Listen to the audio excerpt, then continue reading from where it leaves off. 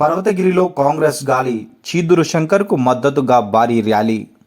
వరంగల్ జిల్లా పర్వతగిరి మండల కేంద్రంలో ఘనంగా జన సందోహంగా జరిగిన భారీ ర్యాలీలో పాల్గొన్న ఎమ్మెల్యే కేఆర్ నాగరాజు, పర్వతగిరి గ్రామ కాంగ్రెస్ పార్టీ బలపరిచిన సర్పంచ్ అభ్యర్థి చీదురు శంకర్ బ్యాట్ గుర్తుకు మద్దతుగా ఓటు వేసి ఘన విజయం సాధింప చేయాలని గ్రామ ప్రజలను కోరారు.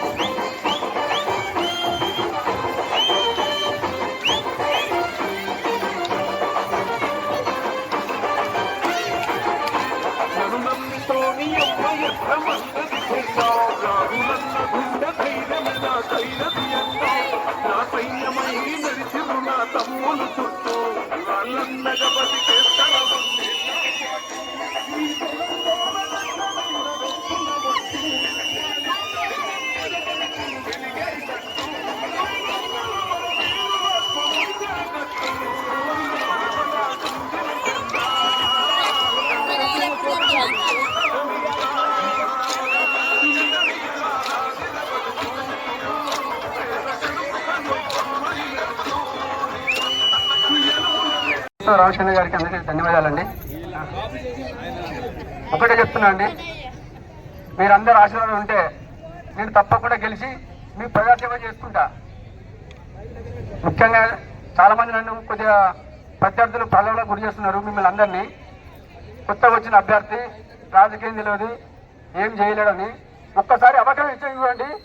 మీ వాడిగా మీ ముందుంటా. మీ ఎప్పుడు ఫోన్ చేసి 20 చెప్తున్నా 20 గంటలల్లో నా నెంబర్ మొత్తం తీసుకోలేదండి. మీరు ఫోన్ చేసి తమ్ముడు అన్న ఎక్కడ రమ్మంటే అక్కడికి వచ్చి మీరు ఫోన్ చేసుకుంటా. దయచేసి గొంతు బాగాలేదండి, కొద్దిగా అర్థం చేసుకోండి. నారాయణ నాయకత్వంలో మీ అందరికీ సేవ చేయడానికి సిద్ధంగా ఉన్నాను. మన అధికార పార్టీ అభ్యర్థి గెలిస్తేనే మన పనులు మంచిగా జరుగుతాయండి. ఇది ఒక్కడే గ్రహించండి. మీరు అందరూ ఎలాంటి ప్రలోభాలకు గురి కాకుండా దయచేసి నేను అందరికీ ఇదే విజ్ఞప్తి. అమ్మలకు, అక్కలకు, వృద్ధులకు, వికలాంగులకు, మీడియా మిత్రులకు, పోలీస్ అభ్యర్థికి అందరికీ ధన్యవాదాలండి. నన్ను గెలిపించగలరని కోరుతున్నాను. దాటుకుంటండి 3 నెంబరు. ఎలాంటి ప్రలోభాలకు గురి కాకండి. దండం పెడుతున్నా మీకు దండం పెడుతున్నాండి. ఎలాంటి ప్రలోభాలకు గురి కాకండి. మీకు ఏదో మాయమాటలు చెప్తారు. ప్లీజ్ అండి, దండం పెడుతున్నా.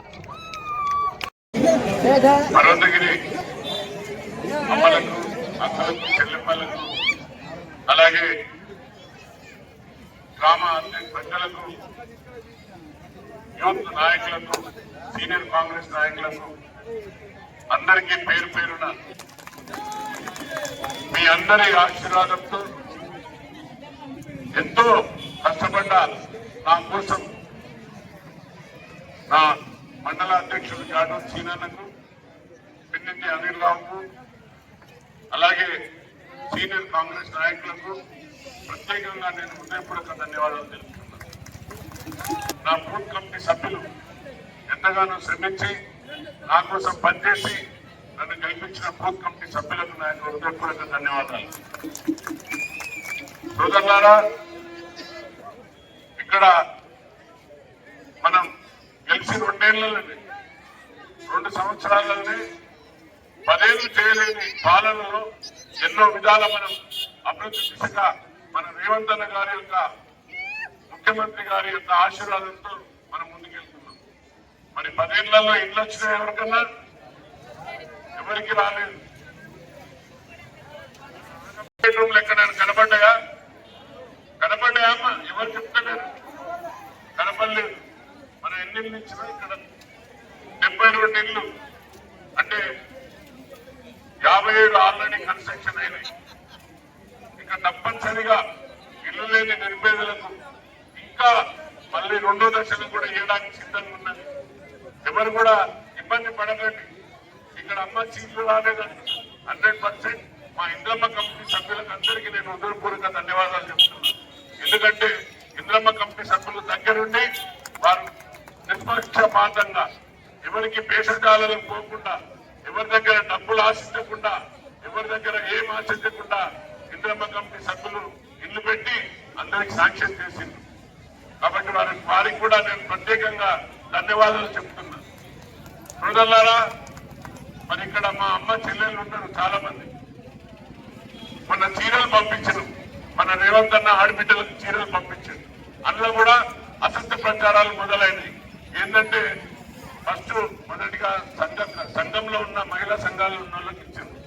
ఎలక్షన్ కోడ్ వచ్చుట్ల మళ్ళీ మిగతా 18 ఏళ్ళు నిండిన చెల్లె నుండి మొదలు పెడితే 60-70 ఏళ్ళు ఉన్న అమ్మకు కూడా ఇవ్వడానికి ఈ పార్టీ సిద్ధంగా ఉన్నది. అందరికీ చీరలు వస్తాయి అమ్మ. కానీ దానిపైన ఇక్కడ స్టాక్ వచ్చున్నాయి, దుష్ప్రచారాలు చేస్తున్నారు. మన పెద్దలు 3 సార్లు ఇక్కడ ఎమ్మెల్యే గౌరవనీయులు మాజీ మంత్రివర్యులు అందరూ దయాన్ని పిలుస్తారు. నేను కూడా గౌరవిస్తా వారికి. కానీ ఆయన వచ్చి తప్పుడు ప్రచారాలు, తప్పుడు సంకేతాలు చేస్తున్నారు. అయ్యా దయన్న, నువ్వంటే మాకు అందరికి గౌరవం. నువ్వు గౌరవంగా నీ గౌరవాన్ని కాపాడుకోవాలన్నా దయచేసి మేమందరం మర్యాదిస్తాం మీకు. కానీ నువ్వు అనుచిత వాక్యాలు, తప్పుడు ప్రచారాలు చేయకండి. మన మాట 1200 మహిళా సంఘాల దగ్గర నుండి డబ్బులు తీసుకుంటామని తప్పుడు ప్రచారాలు చేస్తున్నారు. ఎవరైనా చెల్లెకు, అమ్మకు, అక్కకు పెట్టిన చీరల దగ్గర డబ్బులు వసూలు చేస్తారు ఎవరన్నా? ఒక్కసారి ఆలోచించండి.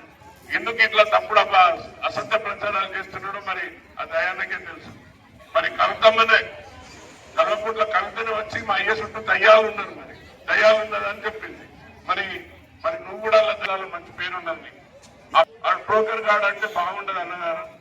ఎందుకంటే ఒక ముఖ్యమంత్రిగా మనం రెస్పెక్ట్ ఇవ్వాలి. మరి మనం కేసీఆర్ ఏనాడు కూడా అనుచిత వాక్యాలు చేయలేదు.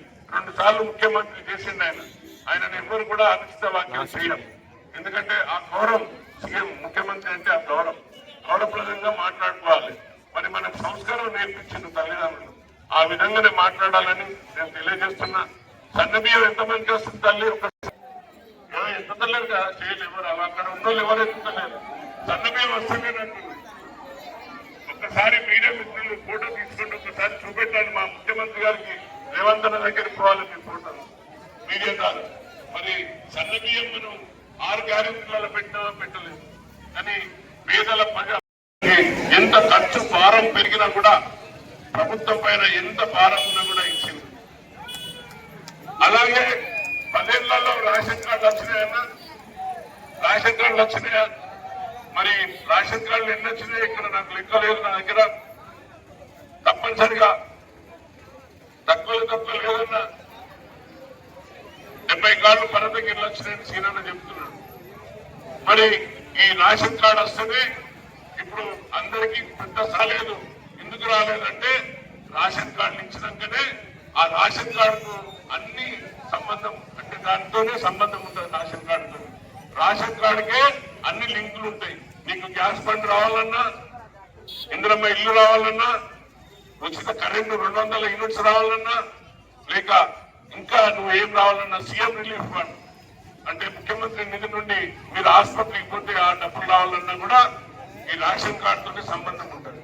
కాబట్టి రేషన్ కార్డు ఇచ్చిండ్రు ఏ తల్లులు ఏ అమ్మలు ఎవరైతే ఒంటరి మహిళలు ఉన్నారో, భర్తలు చనిపోయి ఉన్నారో వారికి తప్పనిసరిగా మా క్యాబినెట్ డిసైడ్ చేసింది. దాని తర్వాత 2500 మీ అకౌంట్ లో పడతాయి. ఎవరు కూడా దాని ప్రయాణాలు పెట్టుకోకండి. మనం అనతి కాలంలో 2 సంవత్సరాలనే 10 ఏళ్ళు చేయని ప్రభుత్వం ఈ రోజు మన ప్రభుత్వం పనిచేస్తుంది. కాబట్టి దయచేసి మీరెవరు కూడా అనుమానాలు అనుకోకండి. మరి మనం వచ్చిన ఎన్నో పనులు చేసినాం. ఎస్డిఎఫ్ నిధుల నుండి 32 లక్షల రూపాయలు ఇచ్చి సిసి రోడ్లు వేయించినాం. అలాగే 470 మందికి రైతు రుణమాఫీ, వడ్డీ లేని రుణాలు మొన్ననే మా చెల్లెలకు అక్కలకు ఇచ్చినాం. వడ్డీ లేని రుణాలు వచ్చినాయమ్మా. వడ్డీ లేని రుణాలు సంఘాలు ఉన్నాయా? మహిళా సంఘాలు వచ్చినాయా? ఈ మళ్ళీ అలాగే మన ఎస్సీ సబ్ ప్లాన్ 35 లక్షలు, అంటే ఓన్లీ ఎస్సీ కాలనీలే మనం రోడ్లు వేసుకోవాలి. అది కూడా శాంక్షన్ అయి ఉన్నది. ఎలక్షన్ కూడా అయిపోగానే స్టార్ట్ అయిపోయింది. అలాగే ఎన్నో విధాల సంక్షేమ పథకాలు ముందుకు పోతున్నాయి. కాబట్టి దయచేసి ఈ బీఆర్ఎస్ నాయకుల మాయమాటల పడకండి. మనకు రేపు పనులు కావాలన్నా, ఏమి కావాలన్నా, పింఛన్ కావాలన్నా, ఇల్లు రావాలన్నా, ఏది కావాలన్నా కూడా మన తమ్ముడు శంకర్ బ్యాట్ గుర్తుకేసి అత్యధిక మెజార్టీతో గెలిపించుకొని తీసుకురండి. తప్పనిసరిగా తమ్ముడు మీకోసం 24/7 అందుబాటులో ఉంటానని వాగ్దానం చేసిండు. 24 గంటలు నేను అందుబాటులో ఉంటా అన్నాడు. అట్లనే మా వార్డు సభ్యులు కూడా 14 మంది అందుబాటులో ఉండి ఈ యొక్క పర్వతగిరిని అభివృద్ధి దిశగా తీసుకుపోయే విధంగా పనిచేయాలని వారిని కోరుకుంటున్నా.